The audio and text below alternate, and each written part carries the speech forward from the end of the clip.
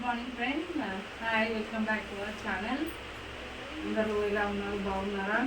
మేము మా పాప ఈరోజు ఎగ్ కర్రీ చేస్తున్నాము. ఎగ్ కర్రీ అంటే నేను కొంచెం ప్రాసెస్ స్టార్ట్ చేశాక వీడియో స్టార్ట్ చేశాను. ఎందుకంటే మా బాబు కుక్కు చేసి అన్నీ చేసేసరికి టైం పట్టేసి ప్రాసెస్ మీకు చెప్తాను ఏంటి అనేది. నేను కొంచెం బాబుని పైన పెట్టి చేసేసరికి కొంచెం టైం పట్టింది నాకు. నేను ఫస్ట్ ఇందులో పోపు దినుసులు, కరివేపాకు, కొత్తిమీర, ఉల్లిగడ్డ, ధనియాల పొడి వేసి మంచిగా డీప్ ఫ్రై చేసుకుంటున్నాం. ఎందుకంటే ఉల్లిగడ్డ కొంచెం బాగా మగ్గితే కర్రీ బాగుంటుంది. సో ఇది కొంచెం మగ్గిన తర్వాత టమాటా వేసి బాయిల్డ్ ఎగ్ ఇందులో కలిపిస్తాను.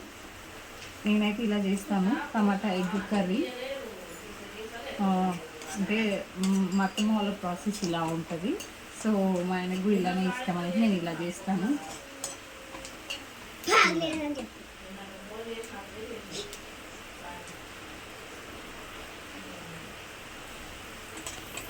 ఇది ఒక 2 minutes మగ్గినాక దీంట్లో టమాటా వేసుకోవాలి.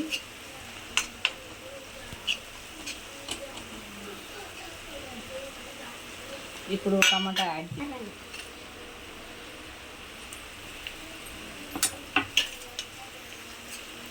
టమాటాలు నేను ఒక 2-3 తీసుకున్నాను. ఆనియన్స్ ఎక్కువ తీసుకున్నాను నేను. అండ్ దీనికి సరిపడా సాల్ట్ వేసుకుందాం మనం ఇప్పుడు.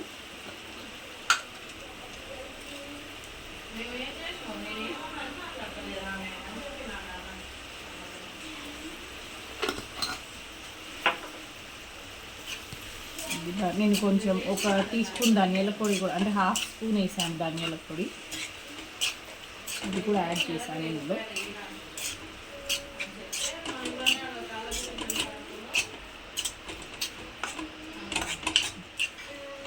ఇది ఒక 2 minutes మగ్గనిద్దాం మనం.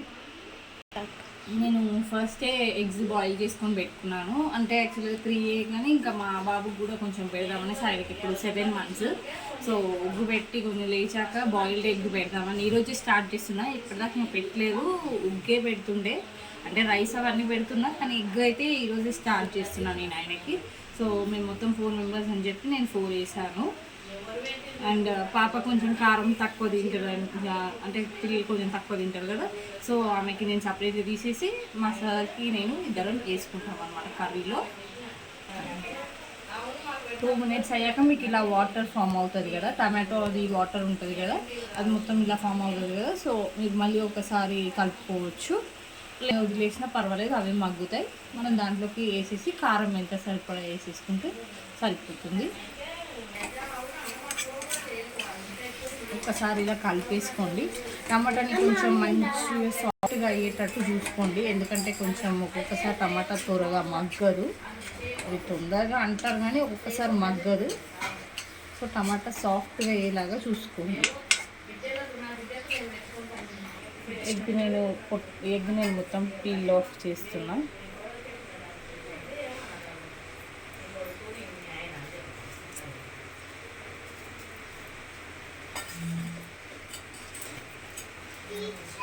ఎగ్ కొంచెం మెల్లిగా తీసుకోవాలి. రైట్, ఇప్పుడు కొంచెం కారం కలుపుకొని కొన్ని వాటర్ కలుపుకుందాము. సరిపడా కారం కలుపుకొని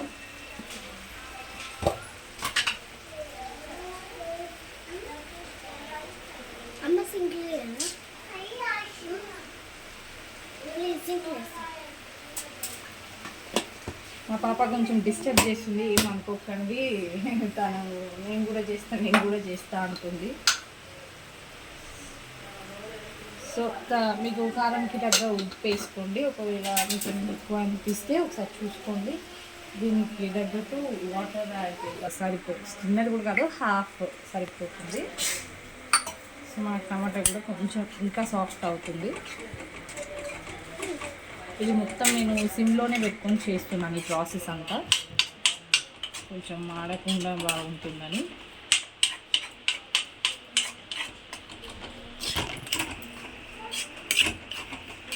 ఇది ఒక 2 minutes ఇట్లా మూత పెట్టేసి మనము పక్కకు పెట్టేసుకుందాం.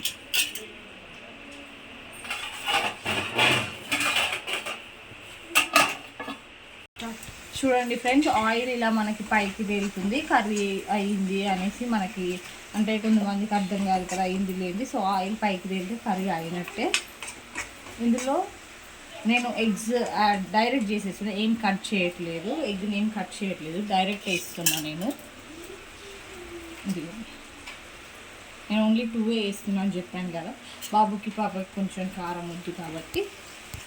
ఇలా వేసుకొని మనం మిక్స్ చేసేసుకుంటే, ఇలా పెట్టి ఒక 2 మినిట్స్ పెడితే ఎగ్ కూడా ఫ్లేవర్ అనేది పడుతుంది. సో ఈ విధంగా ఎగ్ కర్రీ అనేది ప్రిపేర్ చేసుకోవచ్చు మనము.